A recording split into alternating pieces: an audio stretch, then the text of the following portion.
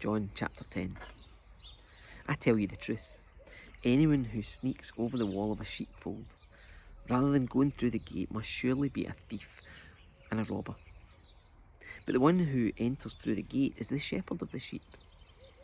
The gatekeeper opens the gate for him. The sheep recognize his voice and come to him. He calls his own sheep by name and leads them out. After he has gathered his own flock, he walks ahead of them, and they follow him because they know his voice. They won't follow a stranger, they will run from him because they don't know his voice. Those who heard Jesus use this illustration didn't understand what he meant. So he explained it to them. I tell you the truth, I am the gate for the sheep. All who come before me were thieves and robbers, but the true sheep did not listen to me. Listen to them. Yes, I am the gate. Those who come in through me will be saved. They will come and go freely and will find good pastures. The thief's purpose is to steal and kill and destroy. My purpose is to give them a rich and satisfying life. I am the good shepherd. The good shepherd sacrifices his life for the sheep. A hired hand will run when he sees a wolf coming. He'll abandon the sheep because they don't belong to him and he isn't their shepherd. And so the wolf attacks them and scatters the flock. The hired hand runs away because he's working only for the money and doesn't really care about the sheep. I am the good shepherd. I know my own sheep and they know me. Just as my Father knows me and I know the Father, so I sacrifice my life for the sheep. I have other sheep too that are not in this sheepfold. I must bring them also. They will listen to my voice, and there will be one flock with one shepherd. The Father loves me because I sacrifice my life so that I may take it back again. No one can take my life from me. I sacrifice it voluntarily. For I have the authority to lay it down and when I want to, and also to take it up again, for this is what my Father has commanded. When he said these things, the people were again divided in their opinions about him. Some said he's demon-possessed and out of his mind. Why listen to a man like that?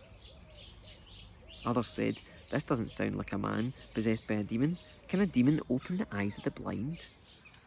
It was now winter, and Jesus was in Jerusalem at the time of Hanukkah, the festival of dedication. He was in the temple, walking through the section known as Solomon's Colonnade. The people surrounded him and asked, how long are you going to keep us in suspense? If you are the Messiah, tell us plainly. Jesus replied, I've already told you and you don't believe me. The proof is the work I do in my Father's name, but you don't believe me because you are not my sheep. My sheep listen to my voice. I know them and they follow me. I give them eternal life and they will never perish. No one can snatch them away from me, for my Father has given them to me, and he is more powerful than anyone else. No one can snatch them from my Father's hand. The Father and I are one.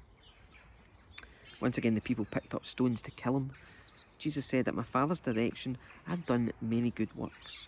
For which one are you going to stone me? They replied, we're stoning you not for any good work, but for blasphemy. You, a mere man, claim to be God. Jesus replied, it's written in your own scriptures that God said to certain leaders of the people, I say you are gods. And you know that the scriptures cannot be altered. So if these gods who received God's message were called gods, why do you call it blasphemy when I say I am the Son of God? After all, the Father set me apart and sent me into the world. Don't believe me unless I carry out my Father's work. But if I do his work, believe in the evidence of the miraculous works I have done, even if you don't believe me. Then you will know and understand that the Father is in me and I am in the Father. Once again they tried to arrest him, but he got away and left them. He went beyond the Jordan River, near the place where John was first baptizing, and stayed there a while.